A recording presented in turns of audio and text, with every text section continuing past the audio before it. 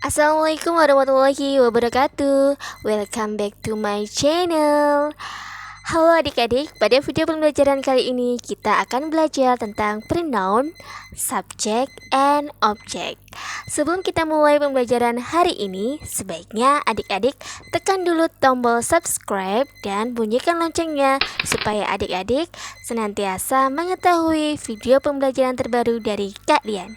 Oke, kalian sudah siap?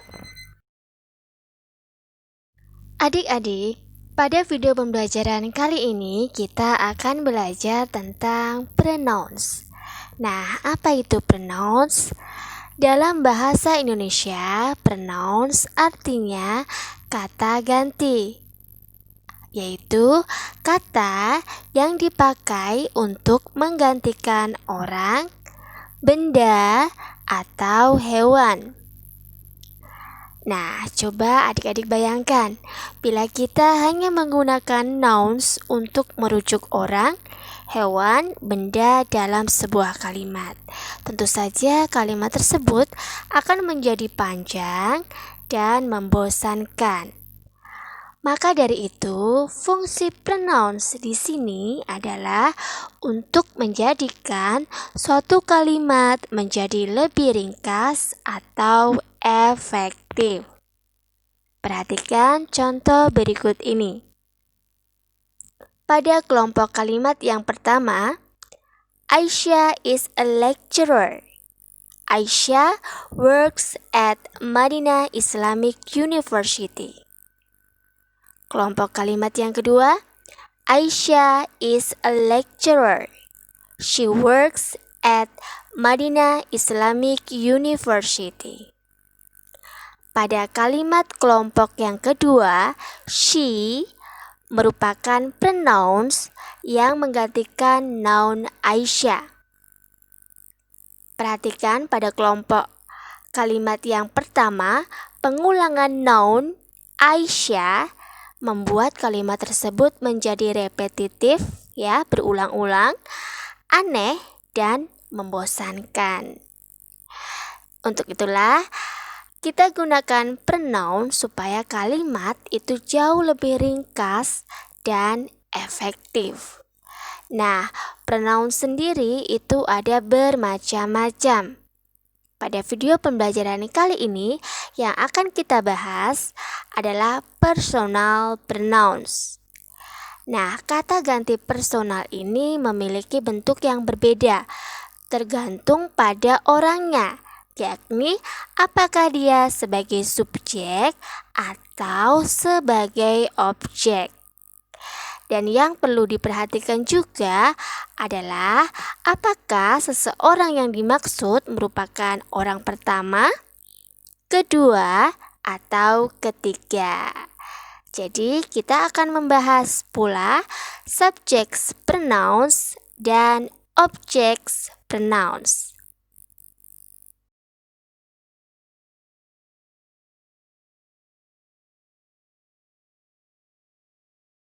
Oke, adik-adik, pembahasan yang pertama yaitu subject pronouns.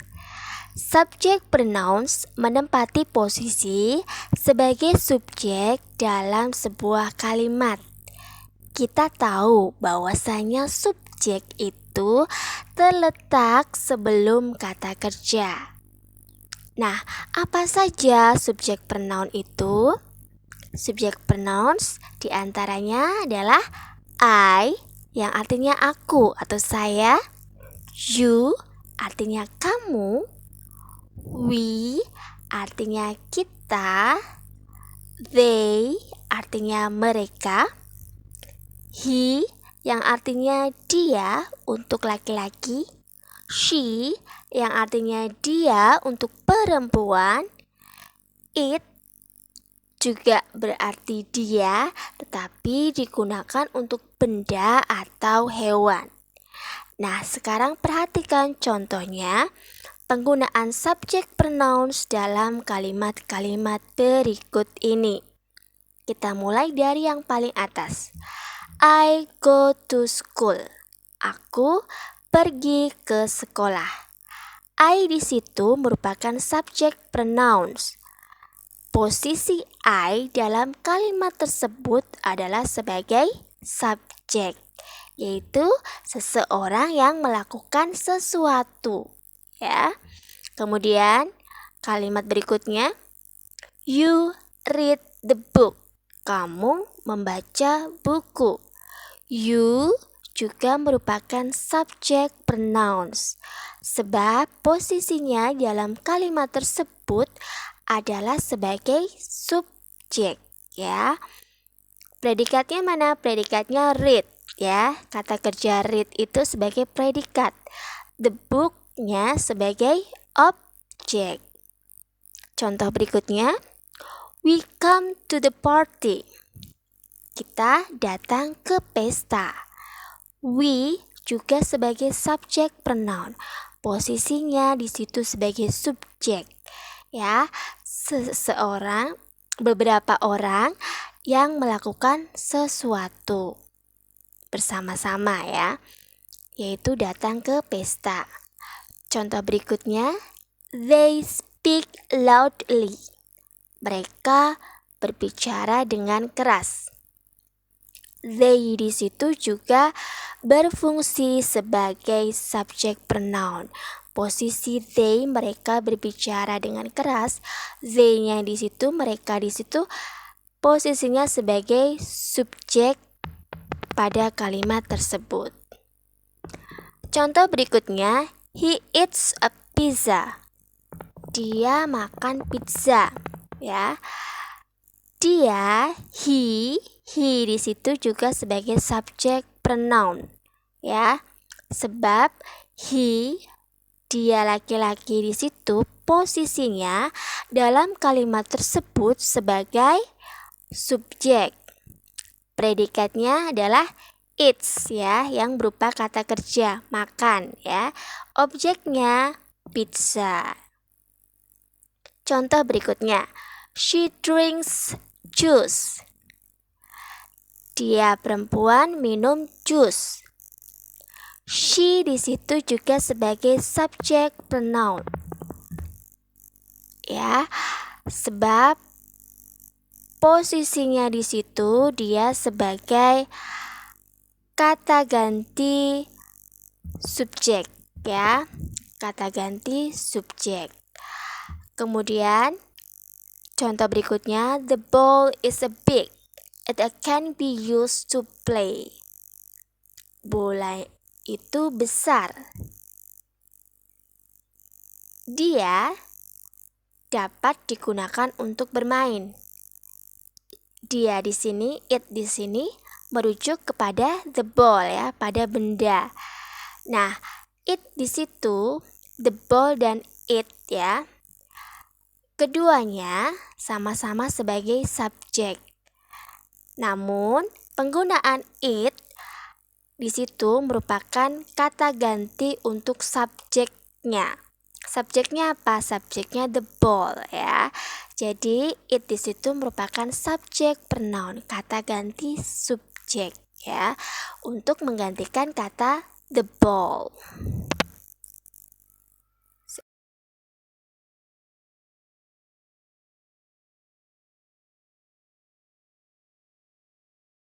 Oke, next kita akan membahas tentang objek pronouns.